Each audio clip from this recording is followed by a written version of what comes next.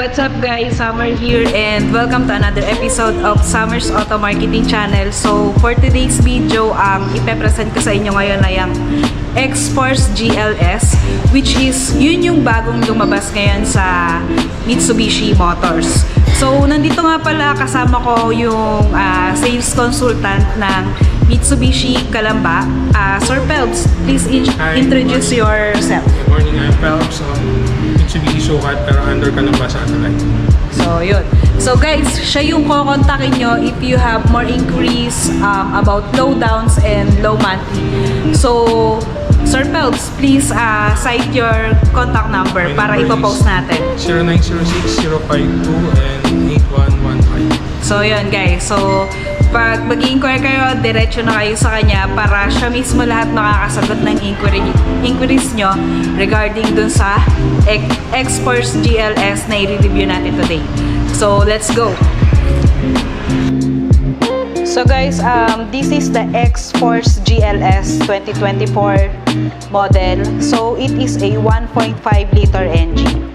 So, X-Force GLS is a CVT transmission and ang horsepower niya is 105 by 6,000 RPM. Then, ang torque niya naman is 141 by 4,000 RPM. So guys, ang SRP nga pala nito is 1,367,000. Naka-promo siya for this month for only 39,000. And then kung cash buyers kayo, for this month only, it has 100,000 cash discounts. So ano bang meron dito? So guys, this is the LED headlamps ng X-Force. So dual LED na siya with daytime running lamps guys. So maganda yung design niya this year and this is a crossover nga pala. So dito naman nakalagay yung signal lamps niya.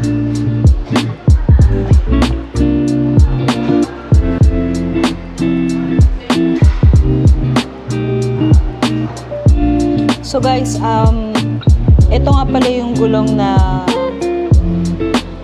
Mitsubishi RX GLS.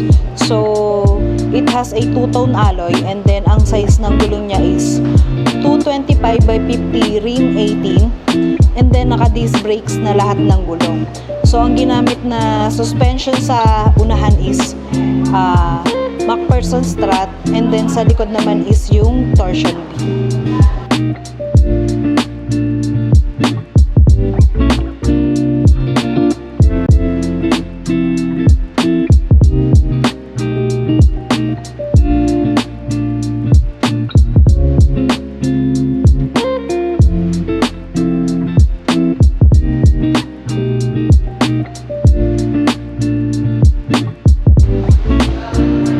So guys, naka-keyless entry nga pala siya.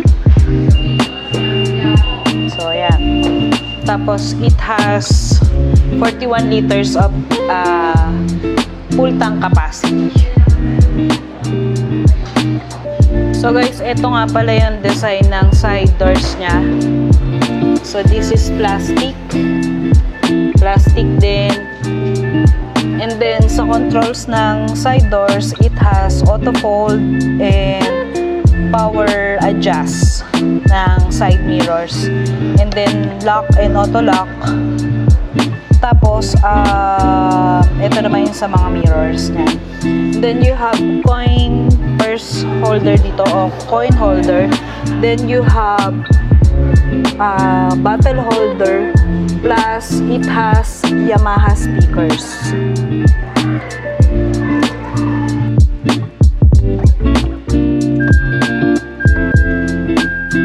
Wow!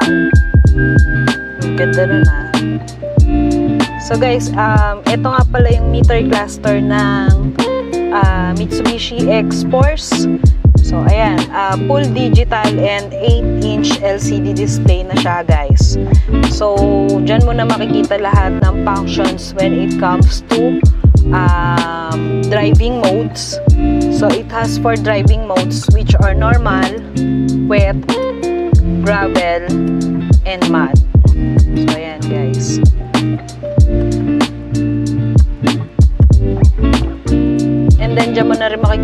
temperature plus yung sa gasoline niya. And then, ito naman yung other functions. So, naka-eco din siya. Eco drive assist. May trip computer or drive computer. So, yun. And then, sa steering wheel niya naman, dito mo makikita yung function sa sounds. And then, kapag ililipat mo, and then may back siya. So, may voice command din. Plus, may answering of calls and patayan pag naka-Bluetooth yung sasakyan mo.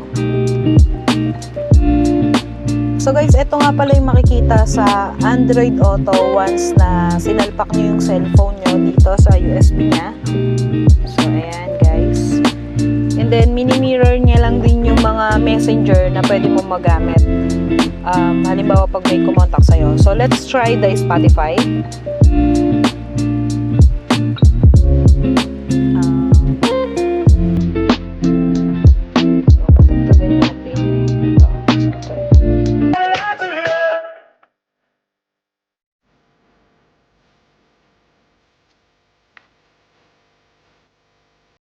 So, ganyan kaganda yung sounds ng Yamaha.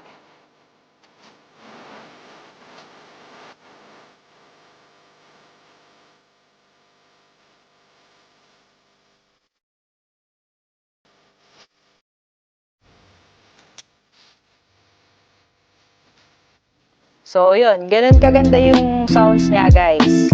So, nakita niyo naman, it's a Yamaha. So, ayan. Balik tayo dyan. So, ano ba makikita natin dito sa LCD display ng X-Force GLS? By the way, guys, ang GLS nga pala ay ang middle variant niya. So, ito yung makikita sa pinaka-home where you can able to see this. Ayan. Tapos, dito naman, so, ayan yung makikita niya, guys. So, a bionic brakes. Meron na rin siyang altitude, injection, steering, axle, vacuum, and torque. So, dyan mo makikita, guys. Ayan. So, ayan yung Android Auto, Apple CarPlay, and pwede rin mag-web link. Tapos, may audio source din siya. Tapos, may wallpaper din. Pwede tayo magpalit dito. So, kung gusto ko to, perfect! Ayan. So, okay na yan. Nice. So, pwede natin palitan yung theme ng sasakyan. So, ganyan nga pala kalinaw yung reverse camera niya, guys, no? Tapos, meron ka na ring line dito para i-guide ka niya kung malapit ka ng mabangga. So, ayan, guys. Ito nga pala yung aircon ng unit and ito yung mga saksakan. So, pag naka-auto siya, malakas. And then, may modes din siya. Tsaka nagsisync din siya versus dun sa dati mong in-apply na temperature. Then, ito naman. So, ito naman yung push start and stop button niya. And then, ito yung shift knob niya. So, naka-park, rear neutral, drive, at saka yung L is low. So, ayun nga, katulad nung nabanggit ko kanina, it has a 4 drive modes, just like normal, wet, mud, and then may electric parking brake na rin siya with auto hold, guys. So, ganyan naman kalaki yung compartment space niya. Tapos, pwede ka pa maglagay ng cellphone dito, and then ayun yung aircon vents niya sa unahan. So, ayan.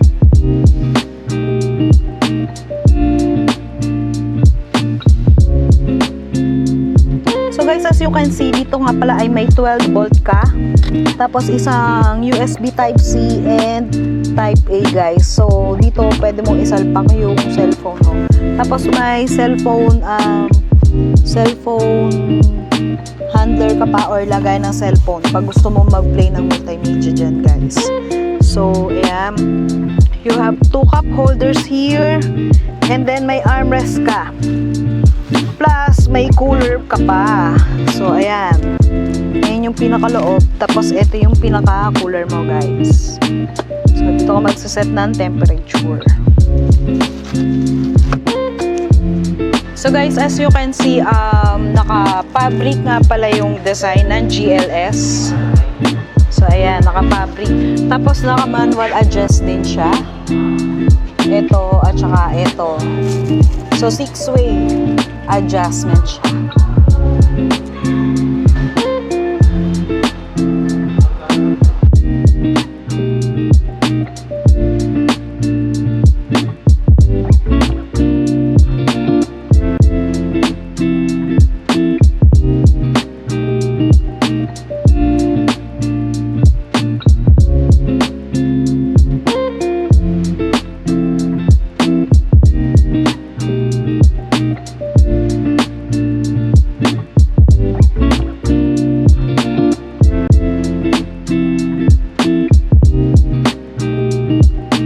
So guys, as you can see dito naman sa likod ay it has 2 air vents and then you have 1 USB type A and type C.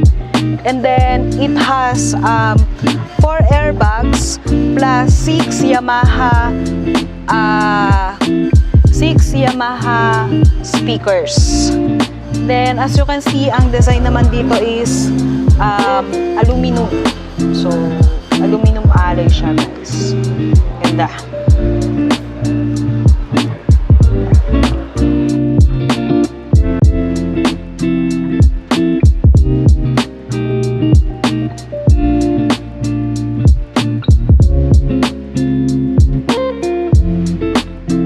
So guys, dito may document holder ka at saka dito.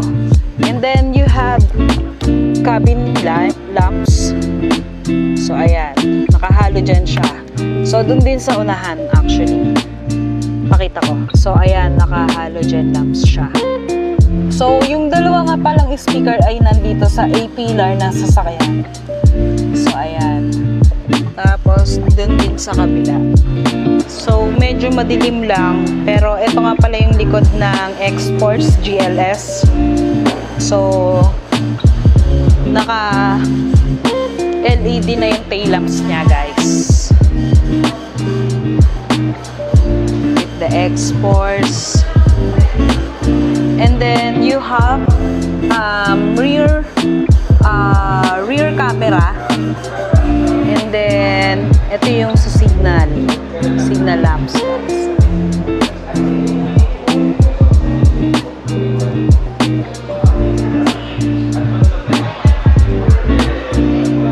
So guys, this is one of the advantage, no? So may handle ka dito. And then ganito naman kalaki yung kanyang compartment space. So dito nakalagay yung mga tow hook, mga parts. So ayan, dito nakalagay. Tapos ito.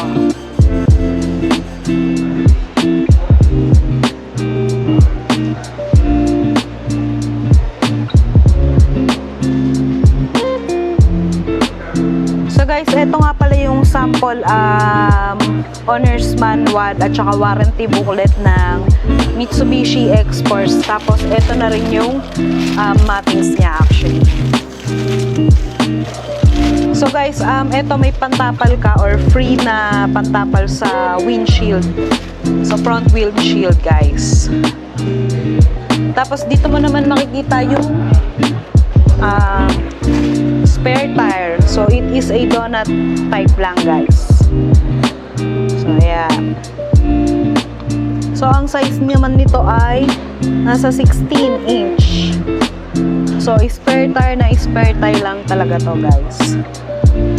Hindi mo siya pwedeng gamitin na pang long term.